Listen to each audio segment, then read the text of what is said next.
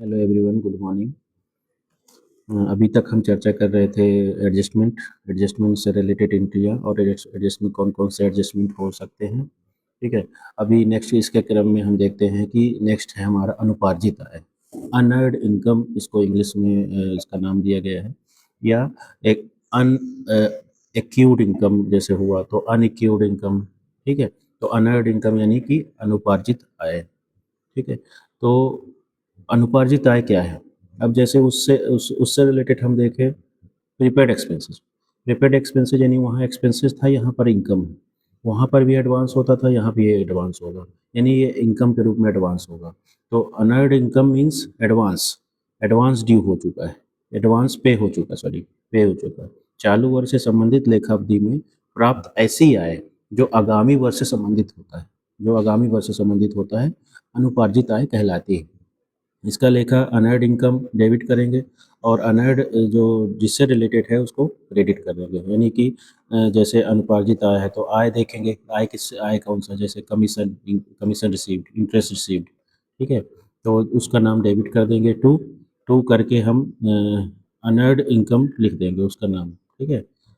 यानी कि इसको हम ऐसे बोल सकते हैं कि ये लाभानी खाते में इसको जब डिफाइन करेंगे तो ये रिलेटेड होता है क्रेडिट से, है ना। तो क्रेडिट से होगा तो यहाँ पर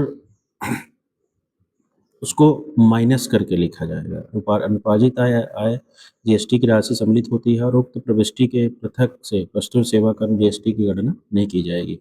इसे लाभ हानि खाते क्रेडिट पक्ष में संबंधित जो आय होती है उससे घटाकर घटाकर बैलेंस लिखा जाएगा और बैलेंस शीट में दायित्व साइड में इसको मेंशन किया जाएगा। ठीक है।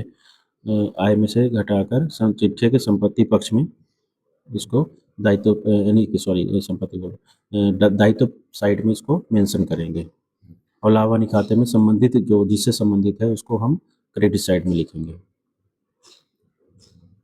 तो इस टाइप से अब इसको आप समझ सकते हैं। ठीक है।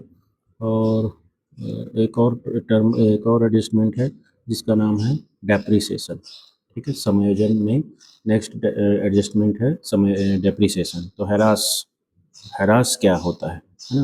हैरास मीन्स एक किसी भी स्थायी संपत्ति के मूल्य में जो कमी होती है धीरे धीरे उसके प्रयोग करने से, है ना, उसके मूल्य में जो कमी होती है उसी को हम हैरास कहते हैं।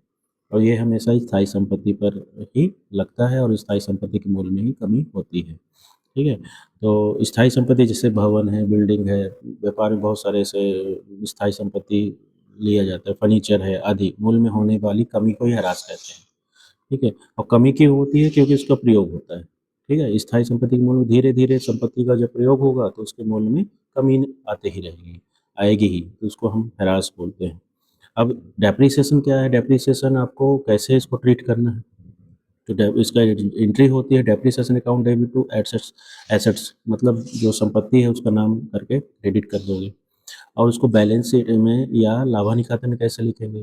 तो लाभानी खाते में इसको आप डेबिट साइड में, लाभानी खाते में डेबिट साइड में जितना भी डेप्रिसिएशन है उसको आप कैलकुलेट करके लिख सकते हैं और बैलेंस शीट में संबंधित जो एसेट्स एसेट्स होगा उसको उससे आप माइनस करके संपत्ति साइड में मेंशन कर सकते हैं। ठीक है। तो इस टाइप से आप डेप्रिसिएशन को क्लियर कर सकते हैं। ठीक है। तो ये आपका नेक्स्ट है ना। इसी टाइप से और भी बहुत सारे एडजस्टमेंट होते हैं जिसको हम फाइनल अकाउंट बनाते समय उसको हम लिखते हैं। ठीक है। तो ये स्टेप बाय स्टेप फिर से हम चर्चा करेंगे नेक्स्ट क्लासेस या रील्स में। Thank you.